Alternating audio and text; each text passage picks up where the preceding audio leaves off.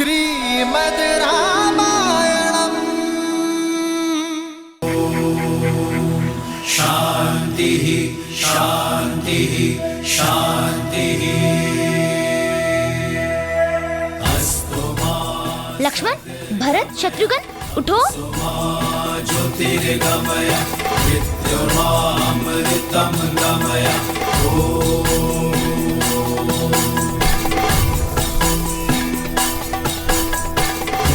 शांति अंतरिक्ष शांति पृथ्वी शांति आपः शांति उषतया शांति। ओम शांति शांति शांति।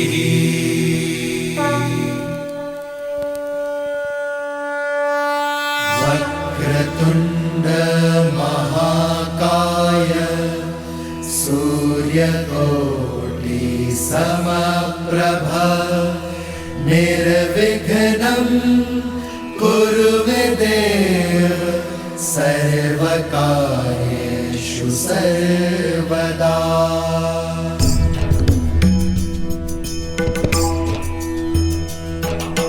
वक्रतुंड महाकाय सूर्यकोटि समप्रभ निर्विघ्नं कुरु मे देव सर्वकार्येषु सर्वदा सर्वकार्येषु सर्वदा।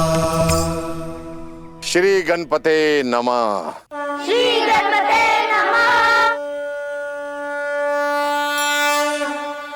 क्या कोई शिष्य मुझे बता सकता है हर शुभ कार्य के प्रारंभ में गणेश वंदना क्यों की जाती है? क्योंकि गणेश प्रथम पूज्य है। परंतु वो विद्यापति भी तो हैं। क्योंकि गणेश जी को माता पार्वती से अष्ट सिद्धि और नव निधि मिली है। उत्तर अच्छा है पुत्र, परंतु पूर्ण नहीं है। राम, तुम्हें क्या लगता है? गुरुदेव, श्री गणेश केवल देवता नहीं है, उनका रूप अपने आप में ही एक पाठ है। कैसे विद्या अर्जित की जाए और सहेजी जाए। उनके बड़े बड़े कान प्रतीक है कि गुरु की कही छोटी से छोटी बात भी ध्यान से कान लगाकर सुननी चाहिए। इनकी लंबी नाक जिज्ञासा और उत्सुकता को दिखलाती है और इनके शुक्र नेत्र छोटी से छोटी वस्तु को सूक्ष्मता से देखने की सीख देती है। जब हम किसी वस्तु को ध्यान से देखते हैं तो हमारी आंखें भी सिकुड़ जाती है ना? हाँ भैया। और इनका बड़ा सिर बुद्धि और ज्ञान के भंडार को दर्शाता है और इनके सूंड के नीचे छुपा मुख यह सिखाता है कि एक शिष्य को बोलने से अधिक ग्रहण करने पे बल देना चाहिए। जिसके अंग अंग में विद्या पाने की सीख हो वो विद्यापति तो होंगे ही ना। अद्भुत अद्भुत राम, इतना सुंदर वर्णन गणेश जी का कोई कर ही नहीं सकता। शिष्यों, आप लोग अपना अपना स्थान ग्रहण कीजिए। अब आप सभी मेरे साथ साथ ऋग्वेद का ये श्लोक दोहराओ। ओम अग्निमीले प्रोहितम यज्ञस्य देव मृत्युजम होतारम रत्न धातुमम।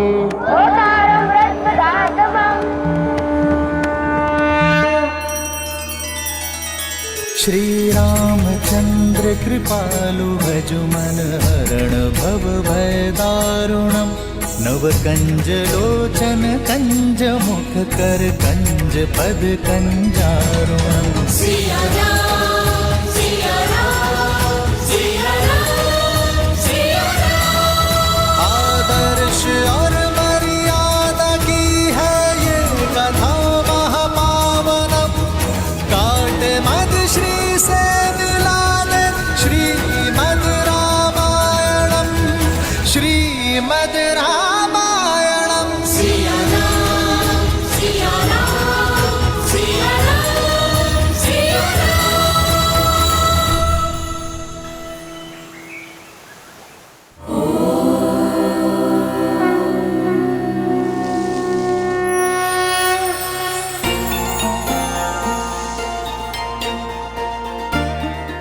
कर रही हो माता? स्वास्तिक बना रही हूँ सीता। इसे क्यों बनाते हैं? स्वास्ति से बनता है स्वास्तिक शब्द, अर्थात सब शुभ हो। ये केंद्र बिंदु से 4 रेखाएं खींचते हैं जो 4 पुरुषार्थों के सूचक हैं। ये धर्म, ये अर्थ, कर्म और ये मोक्ष। स्मरण, इन्हें बाहर से भीतर की ओर ही खींचते हैं। अब दक्षिण से वाम की ओर ये 4 मुक्तियों की कामनाओं की रेखाएं खींचते हैं। ये है सालोक्य, अर्थात भगवान के लोक में रहना। ये है सामीप्य, अर्थात भगवान के समीप रहना। ये है सारूप्य, अर्थात भगवान के रूप में एकाग्र हो जाना। और ये है सायुज्य, अर्थात भगवान से जुड़ना। और इन चारों रेखाओं के अंत में ये अंतकरण की रेखाएं बनाते हैं, जो है मन, बुद्धि, अहंकार और चेतना। ये इन चारों का प्रतीक है और फिर भक्ति के 4 गुणों को बिंदुओं के रूप में दर्शाते हैं। ये है श्रद्धा, विश्वास, प्रेम और समर्पण। और बन गया स्वास्तिक। कुछ समझी पुत्री? समझ गई माता। संसार की शुभ ऊर्जा को धर्म, अर्थ, कर्म और मोक्ष के चक्र के लिए अपने भीतर सहेजा जाए। 4 प्रकार की मुक्तियां यानी मन, वचन, कर्म से ईश्वर को स्वयं में एकाकार करके श्रद्धा, विश्वास, समर्पण और प्रेम से हर कार्य किया जाए तो केवल कार्य ही नहीं, जीवन भी शुभ हो जाता है। यही स्वास्तिक का अर्थ है। अद्भुत मेरी पुत्री। मैं तो वही बताती रही जो मैं जानती थी, पर तुमने तो इसका वास्तविक अर्थ ही पहचान लिया।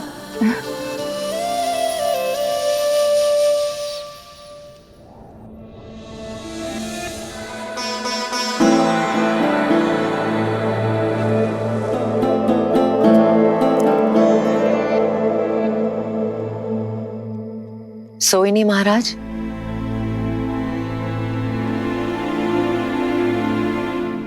मुझसे मेरे नेत्र दूर हो गए हैं क्या कहीं? मुझे मेरे पुत्रों की याद सता रही है, किंतु तुम क्यों नहीं सोई? आपको उनकी याद नहीं सोने देती और मैं उनके आने वाले कल के सपने देखती रहती। आइए महाराज, हम दोनों खुली आंखों से एक साथ उनके आने वाले कल के सपने देखते हैं।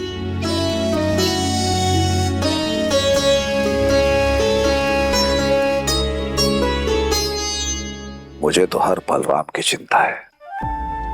समझ नहीं पा रहा हूं कि एक पिता होकर मैं अपने पुत्रों के लिए इतना चिंतित हूं, किंतु एक मां होकर तुम।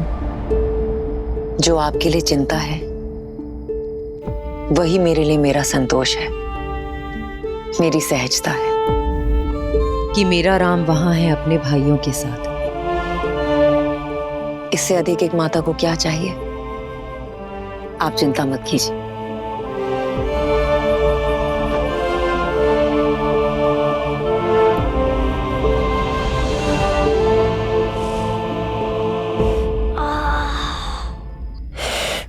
कितने थक गए ना लक्ष्मण भैया आज। व्यायाम, शस्त्र शिक्षा, बस इतने से मैं थक गए शत्रुघ्न। हाँ बहुत पीड़ा हो रही है भैया। पीड़ा और आनंद शरीर से नहीं, मन से जुड़ी होती है शत्रुघ्न। मन को पीड़ा से परे कर लो, पीड़ा होनी बंद हो जाती है।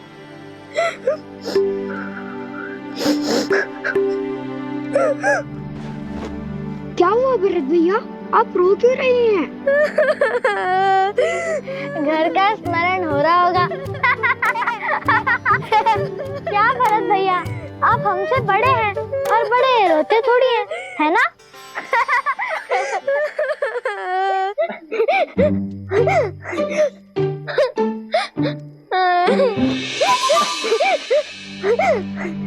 क्या हुआ राम भैया? मुझे भी घर का स्मरण हो रहा है। मुझे पिताश्री के पास जाना है। मुझे काइके माँ के हाथ का भोजन खाना है। तुम्हें और शत्रुघ्न को घर का स्मरण नहीं हो रहा क्या?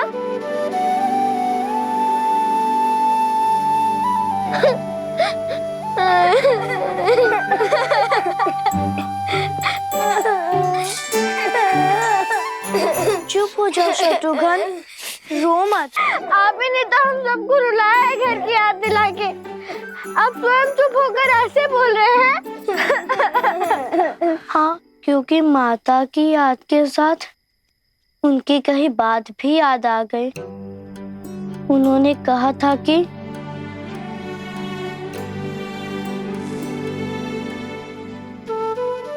उनकी अनुपस्थिति में राम भैया हमारे माता और पिता होंगे। यहाँ आश्रम में भी, महल में भी और सारे संसार में भी, है ना भैया?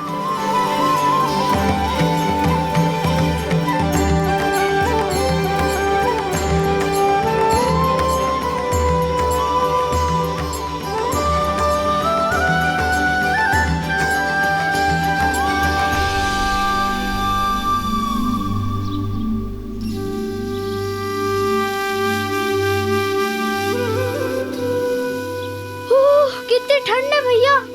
इस समय तो हम लोग अयोध्या में मीठी मीठी सी नींद ले रहे होते। कहाँ वो नर्म सैया, कहाँ ये शीतल जल। इस समय कौन नदी में कूदेगा? मुझे तो बहुत ठंड लग रही है। मैंने कहा था ना, सब मन में। अब अपने मन से ये भय निकालो और मेरा हाथ पकड़ के कूद जाओ।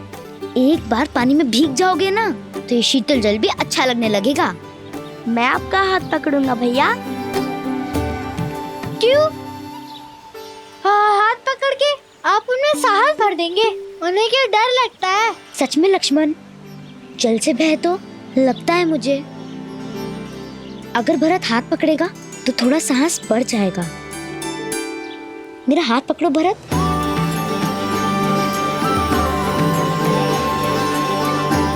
और मैं भरत भैया का। भैया, ढोंग कर रहे हो ना?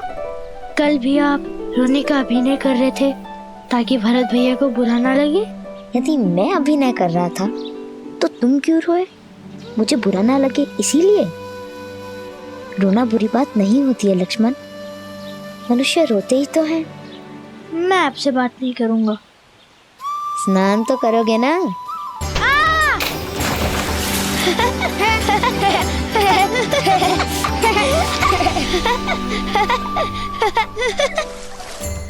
जी भैया।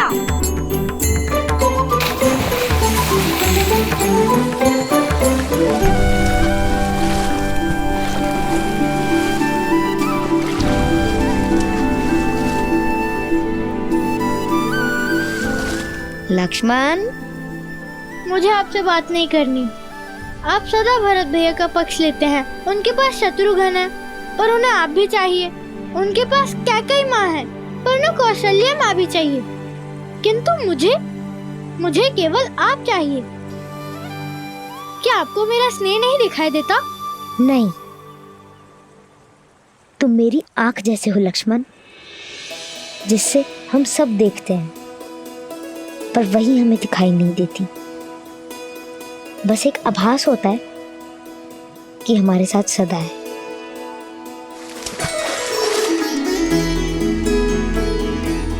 मेरे बुद्धू भाई, मैं भरत का साथ इसलिए देता हूँ क्योंकि उसको मेरी आवश्यकता है, पर तुम मेरी आवश्यकता हो। एक तुम ही तो हो जो मेरे बिना समझाए मेरी हर बात, हर भाव समझ लेते हो।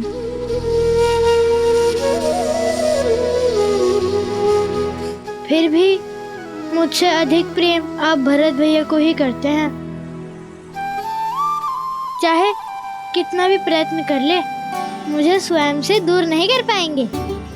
और क्यों नहीं समझूंगा, छाया हूँ आपकी। तुम छाया नहीं हो मेरी, क्योंकि छाया तो अंधकार में साथ छोड़ देती है ना।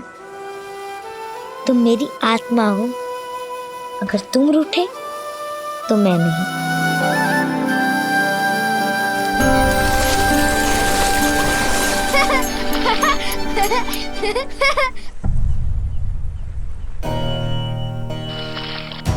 राम भैया, राम भैया, राम भैया, राम भैया, राम भैया, राम भैया।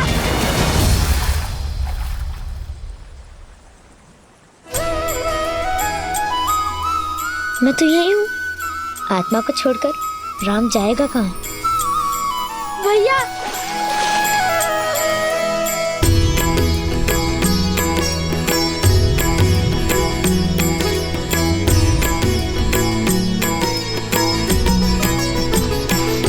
ओ नर नारायण सरी से सुभ्राता, जगपालक विशेषी जन त्राता।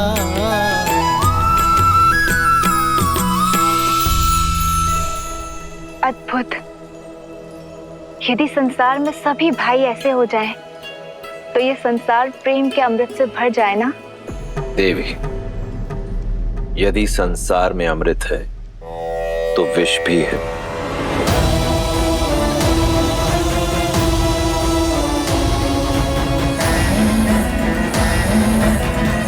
प्रकाश है तो अंधकार भी।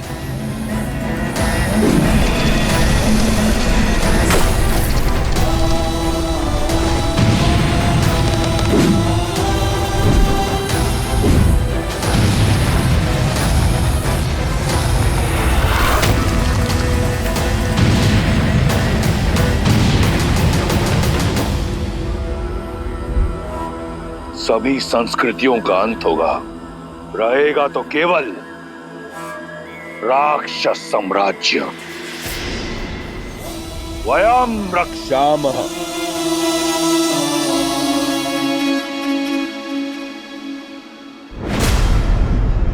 कुंभकर्ण,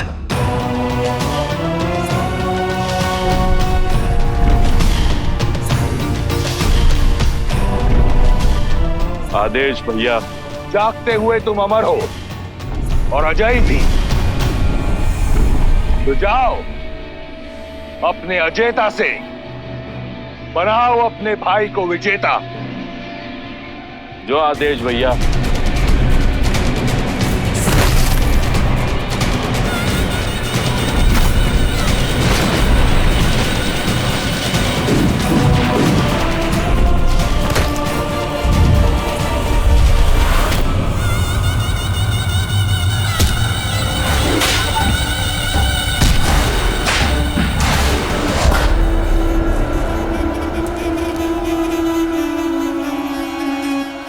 बचा, मारो। कैसा लग रहा है ऋषिवर? बचा।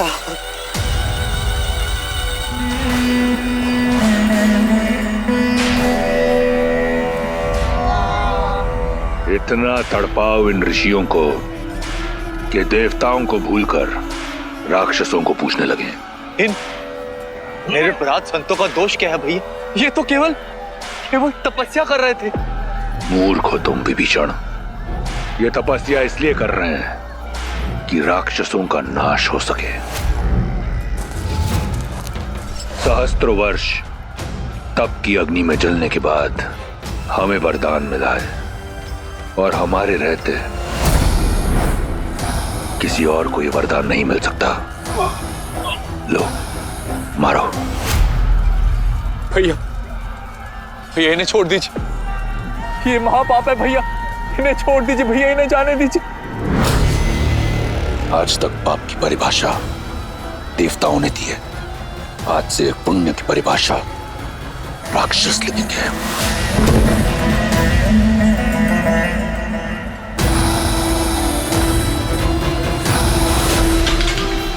उठो विभीषण, मैं जानता हूं कि तुम मुझसे बहुत प्रेम करते हो और मैं भी तुम्हें एक भाई की तरह नहीं, एक पुत्र की तरह चाहता हूं। इसलिए तुम्हें यहां लेकर आया हूं ताकि तुम देख सको, समझ सको कि राक्षस संस्कृति है क्या, और कुछ ऐसा करो कि रावण को भी विभीषण पर गौरव हो। किंतु भैया, मैं स्वयं आपको अपने अंत की ओर जाते नहीं देख सकता। आप इतने महापाप कर रहे हैं भैया कि मुझे आपके लिए डर लग रहा है भैया। भैया, इससे पहले कि आपका अंत हो, आप मेरा अंत कर दीजिए। आप मुझे मार दीजिए भैया, आप मुझे मार दीजिए। मूर्ख हो तुम विभीषण। कौन मार सकता है तुम्हारे भाई को? न देवता, न असुर, न राक्षस, न यक्ष, न गंधर्व, न किन्नर, न पशु, न पक्षी, न नाग, न कीट, न भूत, न पिशाच, न विताल, नर।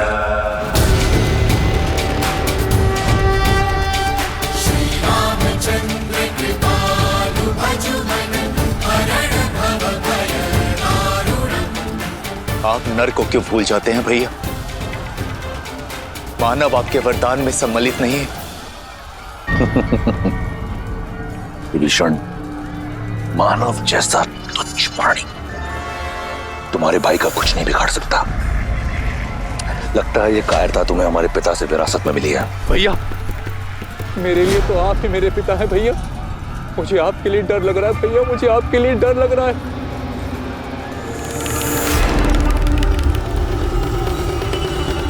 तुम्हें मेरे लिए डरने की आवश्यकता नहीं। कुछ नहीं होगा तुम्हारे भाई को, और तुम्हारे इस डर को काटने का मार्ग ढूंढ लिया है मैंने।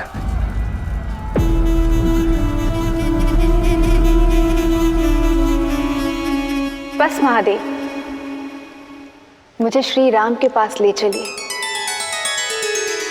जैसी देवी की आज्ञा। नर रूप में नारायण गुरु वशिष्ठ के आश्रम में भविष्य में आने वाली चुनौतियों का सामना करने के लिए प्रशिक्षित हो रहे थे।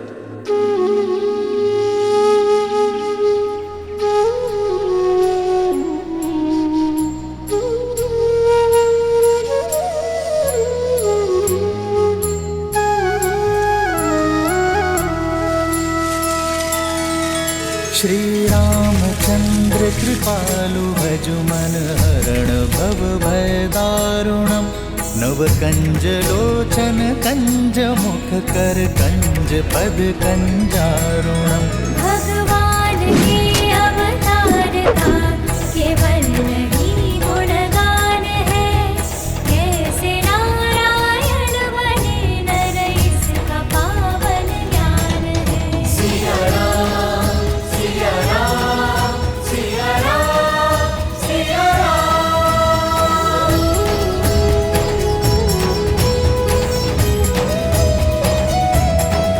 सिया राम, सिया राम, सिया राम, सिया राम।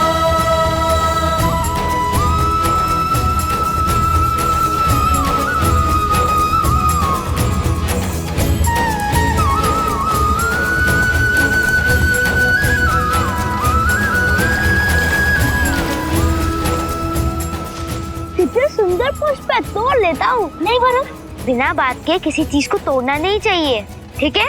जी भैया। आदर्श और मर्यादा की है ये कथा महापावनम। काट मद श्री से मिला ले श्रीमद् रामायणम, श्रीमद् रामायणम, श्रीमद् रामायणम। सिया राम, सिया राम, सिया राम, सिया राम, सिया राम, सिया राम, सिया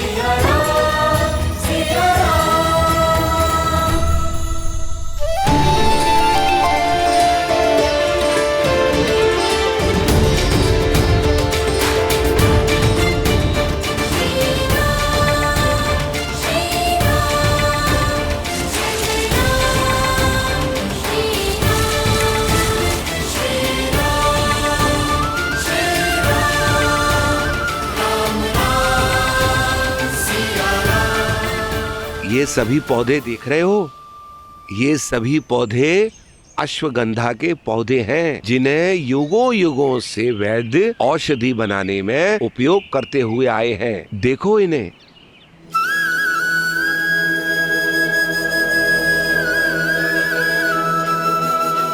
आइए मैं आपको और औषधि के पौधे दिखाता हूँ। आइए।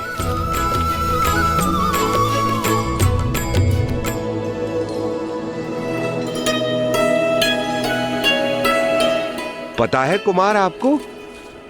कुमार, कुमार, अरे कुमार,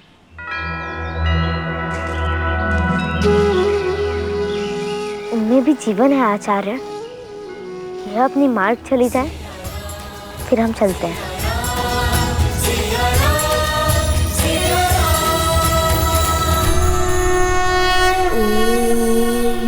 त्र्यम्बकं यजामहे सुगन्धिं पुष्टिवर्धनम् उर्वारुकमिव बन्धनान् मृत्योर्मुक्षीयमामृतात्। नमः शिवाय, नमः शिवाय, नमः शिवाय, नमः शिवाय। नागेन्द्रहाराय त्रिलोचनाय भस्माङ्गरागाय महेश्वराय नित्याय शुद्धाय दिगम्बराय तस्मै नकाराय नमः शिवाय।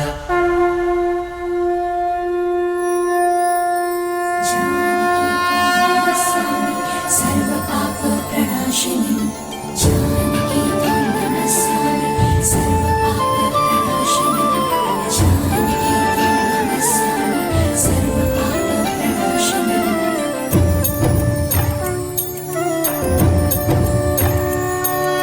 जनक दुलारी राम प्रिय, राम काज हित जन्म लिए, मृग मुस्कान अधरों पे भरे, चली जानकी सृष्टि चले, वेद शास्त्र शस्त्रों की ज्ञाता, जगदहीन को सीता माता।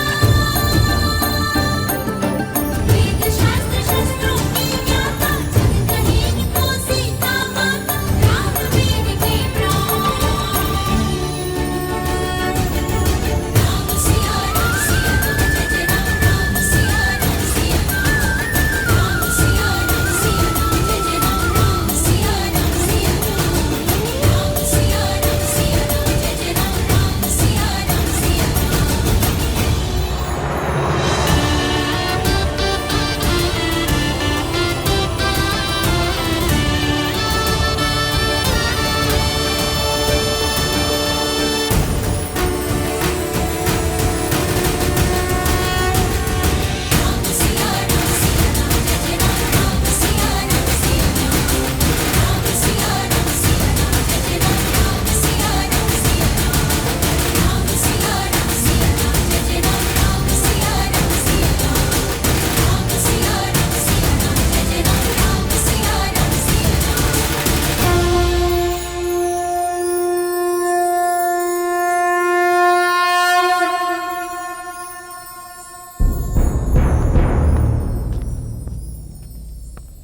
राजन, देवी गार्गी पधारी है।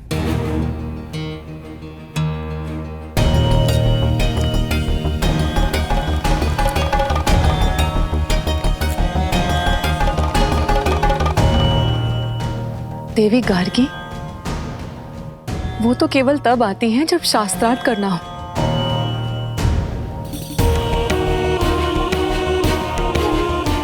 और इस समय मिथिला में ऐसा कोई विद्वान नहीं जो उनके समक्ष खड़ा होने का साहस कर सके।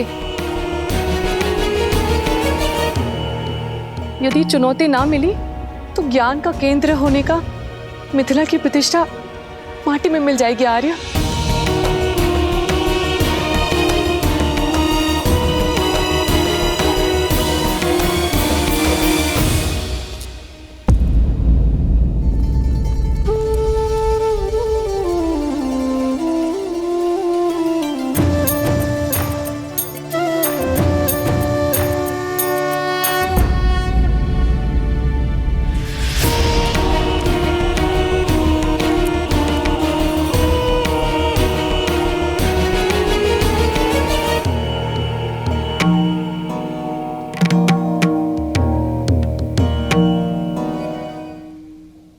याज्ञवल्क्य के जैसे ज्ञानी को भी शास्त्रार्थ में पराजित कर देने वाली विदुषी गार्गी को जनक का प्रणाम।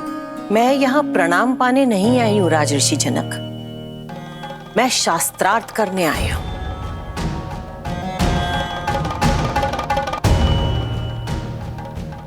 क्या हुआ?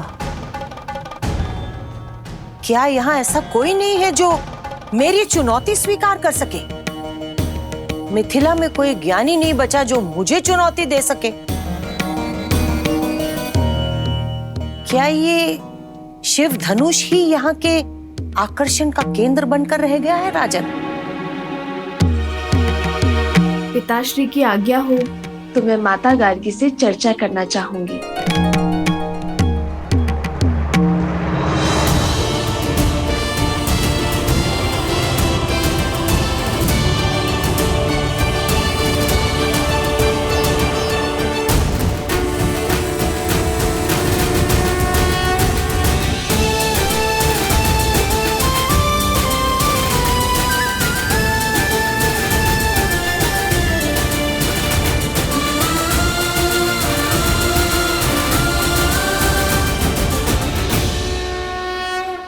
ये वही बालिका है ना जिसने बचपन में खेल खेल में ही शिव धनुष उठा लिया था?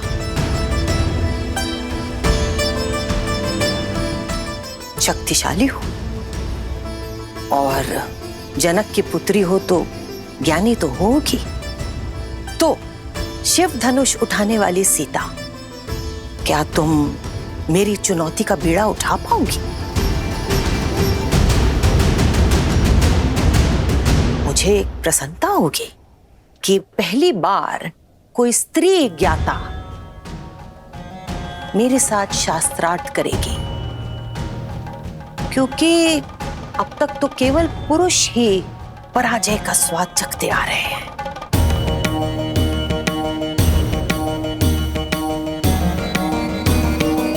पराजय विजय तो युद्ध क्षेत्र में होती है ना माता, ज्ञान के क्षेत्र में तो विचारों का संगम होता है और आपसे कुछ ज्ञान का अंश ग्रहण कर पाना मेरे लिए सौभाग्य होगा।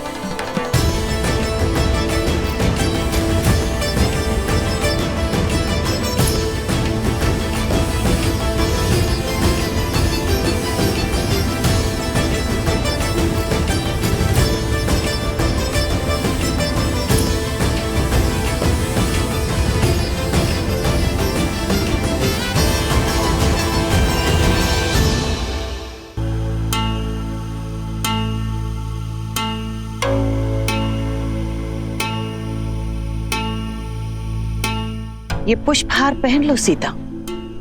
एक ज्ञानी का ये लक्षण होता है कि वो शांत होता है, धीरज धरता है। इस शास्त्रार्थ में जो भी हारने लगेगा उसका धीरज छूटने लगेगा और वो क्रोधित हो जाएगा। क्रोध में शरीर का तापमान बढ़ जाता है और बढ़े हुए तापमान से फूल मुरझाने लग जाते हैं। जिसके भी गले में स्थित ये कमल हार मुरझाने लगेगा वो पराजित माना जाएगा।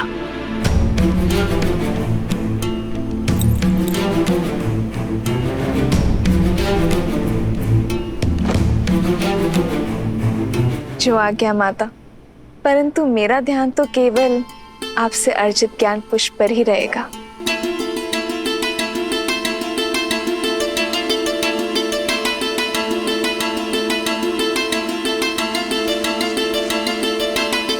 तो प्रारंभ करें सीता? अवश्य। सबसे पहले मुझे ये बताओ कि तीनों लोकों में सबसे ज्यादा शक्तिशाली अस्त्र कौन सा है? महादेव का पशुपतास्त्र, ब्रह्मा का ब्रह्मास्त्र या फिर नारायण का नारायणास्त्र?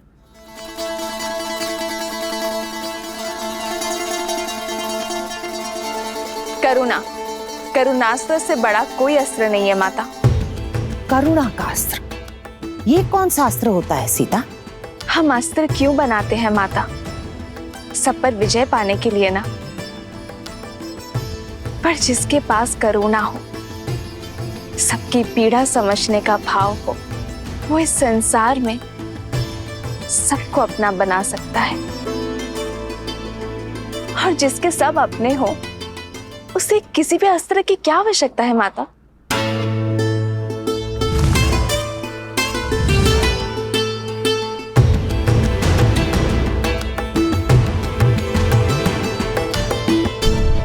अच्छा, अब मुझे ये बताओ कि सबसे ज्यादा महत्वपूर्ण समय कौन सा होता है और सबसे ज्यादा महत्वपूर्ण व्यक्ति कौन होता है? सबसे महत्वपूर्ण समय है वर्तमान, ये पल, ये घड़ी, क्योंकि जो बीत गया वो लौटेगा नहीं, और जो समय आया ही नहीं उस विषय में क्या कहा जा सकता है। और सबसे महत्वपूर्ण व्यक्ति वो है जिसके साथ हम अभी इस समय हैं, जैसे आपके लिए मैं और मेरे लिए आप माता गार्गी। अद्भुत,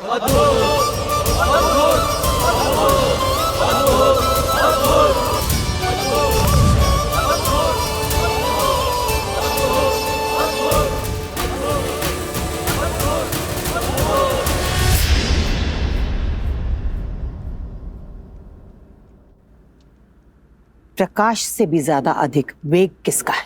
मन का, जो पल भर में तीनों लोगों के पार जा सकता है।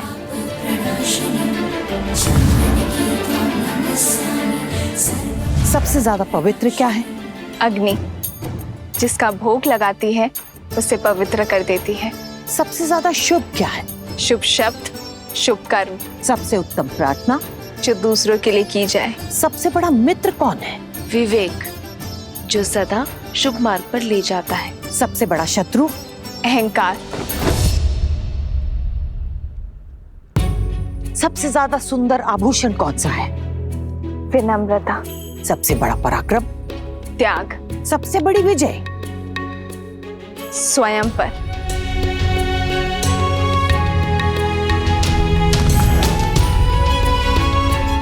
अब एक आखिरी प्रश्न, त्रिदेवों में सबसे बड़ा कौन है?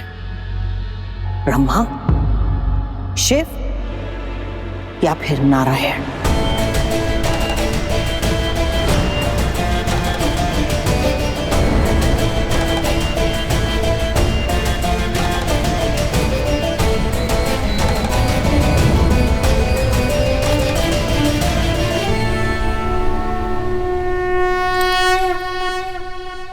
नर।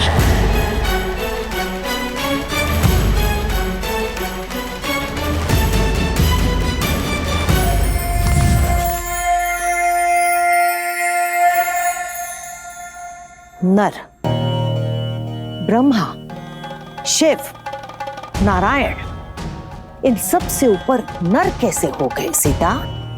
जिस नर में करुणा हो वो नर ब्रह्म समान है, क्योंकि करुणा से ही तो हर शुभ वस्तु उत्पन्न होती है ना माता। जिसमें त्याग हो वो शिव जैसा है, और मर्यादा उसे नारायण जैसा संतुलन स्थापित करने की शक्ति देता है। तो जिस नर में ये तीनों गुण हो वो नर त्रिदेव जैसा महान बन सकता है देवी।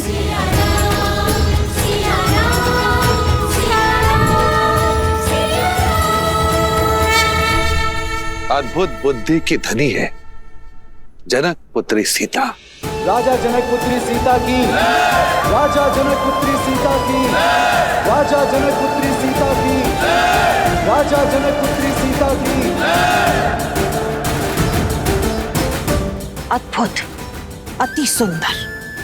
मैं आशा करती हूं कि ऐसा ही नर तुम्हें वर के रूप में मिले सीता।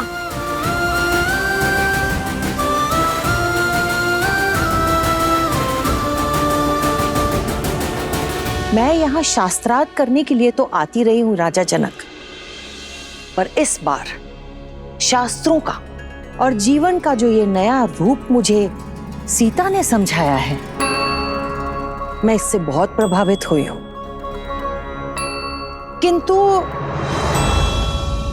किंतु क्या? मुझे आपके लिए बहुत चिंता हो रही है राजन। ऐसा क्यों कह रही हैं आप देवी गार्गी?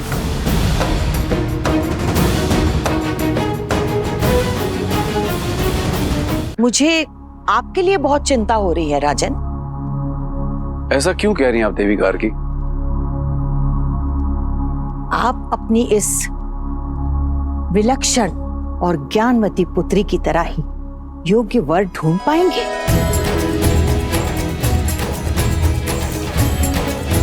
जो सीता की तरह ही इतना योग्य हो कि कभी भी किसी भी तरह की परीक्षा के लिए हमेशा सज्ज रहे।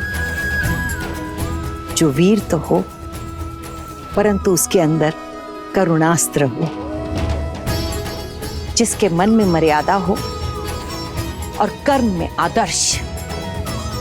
आपकी इस लक्ष्मी जैसी पुत्री के लिए नर में नारायण हो।